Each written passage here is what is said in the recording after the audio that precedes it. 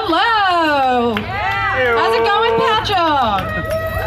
My name is Melissa Scambati, and this is my first poetry feature, but I promise it won't sound like it's the first time I've ever done this. I don't get a lot of time, so I'm just going to hit you with these as fast as possible, but as appropriately as possible. I wrote this piece when I was accepted into a poetry slam competition, which I had never done before, and instead of practicing, I wrote a piece about how I should be practicing.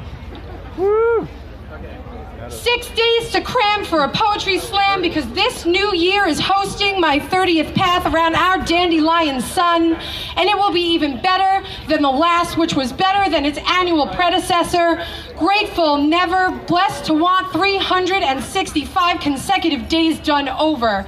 Because every revolution makes for learning, and 30-year-old me is going to be better than 29, better than drunk 21, adult 18, sweet 16. I will be new. But October is still so far, so I took an early start to set the example for new me. And now comes the hardest part. 6 days to cram for how to slam, bam, thankful for the Wonder Woman and man who reignited my fire, reunited my desire, and a poet tribe that reminds me that my trembling words are worth it. Help me to steal back my voice from Ursula's deepening grasp, dust off the aching cobwebs of my adolescent past. 6 days to cram for an out-of-body experience slam because I have always had the decibel but never made the decision to choke back my tears, part my lips, hid behind paper, but not today, no, rather have my vocal cords cause shivers, words on white gloves to ears delivered. 6 days to cram for a perspective slam because scary things bring change and new me craves the bright light and stage and stars and pain to learn the way to say my name out loud for everyone to know. Stand up, let it out, feel my soul grow. 6 days to cram for a cradle my soul slam and new uncomfortable me sort of misses old me. Look in the mirror and knew who I was me. Well, okay, not true. I guess I never really knew. I just meant that I miss safe me because that's too bad. Never took a chance me will never have a chance to be. 6 days to cram for a poetry slam and new meant scalpeling my sternum, taking the old, dislodging it from the safety of my ribs, dropping it on the floor for strangers to comb through. Here, judge and jury, I stand before you.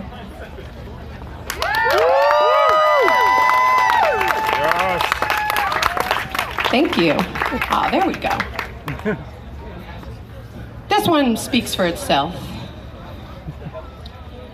Hanging around funerals and hospitals, staining clothes black, walking with sickles through pearly gates. St. Peter is so familiar with tears, but what about yogis? Meditation and mantra, free water from the eyes, suspend body and spirit. What about distance?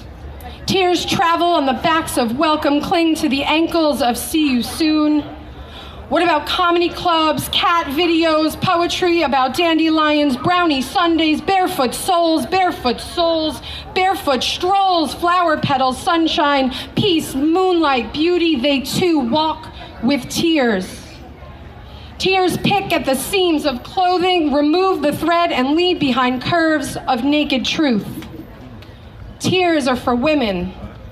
If you're a man, tears pierce holes in conversation, send people running in the other direction. Men are expected to stand tall against pain, hush their tears into handkerchiefs, stuff them down into the tradition of uncomfortable silence.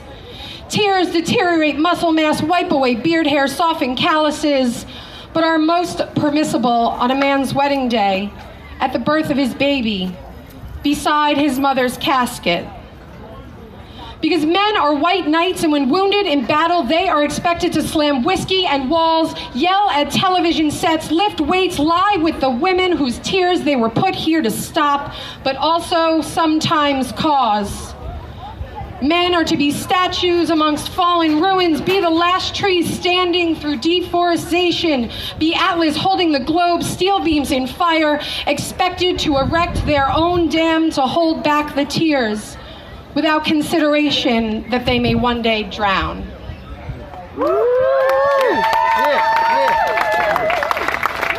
Like poetry. I wrote this for myself, and I read it once, and I discovered this is for a lot of people. I am hungry, or I am full. There seems to be no in-between. Nobody is ever opposite me on the seesaw. I am either in the sand, or for a quick moment, I am up in the sky, waiting for gravity to pull me back down. I am hungry, or I am full. Yellow dal and curry, I am hungry. Second and third helpings of dinner, hungry. Dessert, a bottle of wine, a pitcher of beer, hungry. Each night, I am sacrificed to the scale. It is hungry too, it consumes me toe by toe, ascending past my feet, engulfing my calves, devouring my offering ounce by ounce, part by part. It must finish me to be satiated, hungry, climbing to my belly, reaching Vishuddha chakra. I want to call out, but I am nearly choking in the scale, so close to full, but somehow I escape, and come morning, we are both hungry. Breath and tea help fill me to the brim until I drown the hungry. I gaze into the mirror. I see a full face, hungry for tacos and soda pop, deadlifts, clean and jerks, just one chin, cupcakes, chocolate, collarbones. At noon, I'm hungry for mini skirts and candy bars, pizza, pad thai, swimsuits. By 4, my stomach rumbles with thanks for being hungry. I break fast at 6:30 with roasted greens, chickpeas, quinoa, carrots, nourish my cells after a long day of being hungry.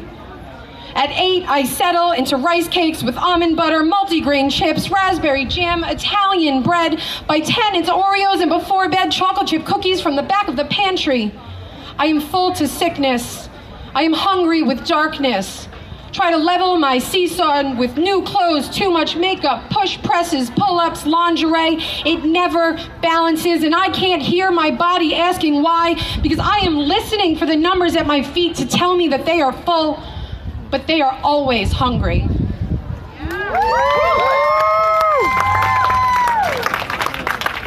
Last one, and then I'll let these fantastic musicians play.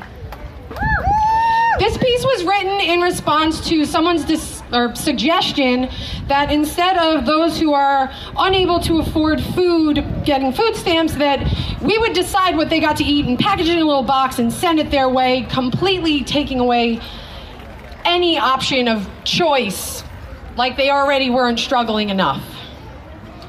This is titled Just Like Blue Apron. You've decided how we should eat. We the poor are the test for the plan stashed in the Cheeto-stained drawer of the Resolute desk. Resolute. Take this, all of you, and eat from it, for this is the box handed from on high. And as the saying goes, you get what you get and you don't get upset. Don't ask why. Pop open this can of pork and beans. That is too bad. Consuming meat is against your beliefs. Schlep the contents in a basket on the back of your bike. It's heavy, but carry it every last bite. Tear into the sodium-filled ramen I provide, though you have nowhere to cook today, that's fine. Never question, just be grateful, non-perishable, shelf-stable. Skip the nutrients, don't leave the labels, because at the drop of a paycheck, the lack of a paycheck, you no longer deserve the dignity of choice. The idea of being a human and having a voice turns their stomach the way the powdered milk they mandate turns mine. But I am fed, I should be grateful. Bread with peanut butter makes days worth of plates full. Even if you're allergic. Don't be divergent, even if I am no longer worthy of fresh poultry, tomato, eggs. Probably surprised I own a house to keep all my things. You are, I know, because all poor is the same, and all we do is ride on others' coattails and dreams. Teach a man to fish only if he feeds you after. Out of touch, humanization out the window with laughter. With confetti falling on parade sidelines, I am expected to suckle at the teat, raise my hands, and objection. My hands? What's wrong with my hands? Oh, my manicure. What are you looking at my hair for?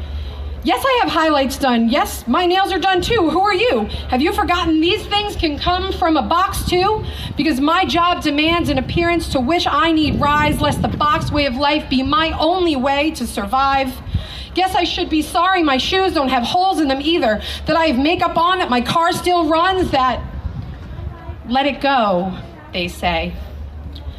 Better yet, I stay, let my roots grow out unkempt, let them wind, twirl down deep in the ground, in the dirt they can find I am steadfast, embrace who I am, but find peace, while they slander our name, judge our lives and our choices, and try to say that our paycheck means more than our voices.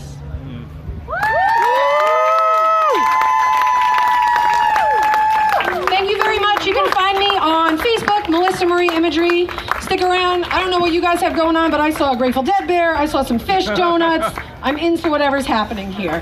So.